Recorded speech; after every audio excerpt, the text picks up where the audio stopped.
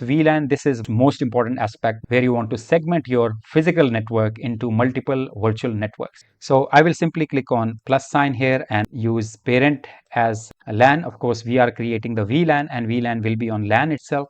I will be giving it a tag 10. Of course, you can start from 1 to 4094. 1 is by default, of course, in most of the cases the switches are having 1. So I will be starting with 10, which will be for my servers at my home lab. And finally, I'll give it a name here. It needs, in fact, VLAN 0, VLAN 0.10.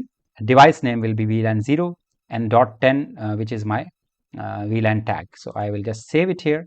So you can see here, this is my VLAN which is created now. Let me add one more VLAN, which will be VLAN.20. And here I'll be choosing LAN. Of course, it is connected to LAN. And I will be giving it a tag here. Tag will be 20 and description will be guest Wi-Fi, for example, and save the changes. Okay, this should be VLAN 0 as I mentioned, VLAN 0.20. This is how the interface names are required here. I will name it in this way. VLAN 10, which is for the servers at my home lab, and VLAN 20 is for the guest Wi-Fi. I'll apply the changes now. And now this virtual interface will be available now in the assignment section. If I go to assignments, you will see here that these are now two virtual interfaces, of course, available.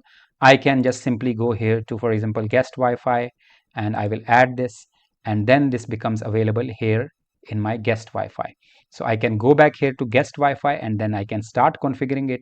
I will enable this and then I will just simply go here to the IPv4 configuration, static IPv4, and I will give it a name, for example, 192.168.10.1, and here it will be again 24-bit.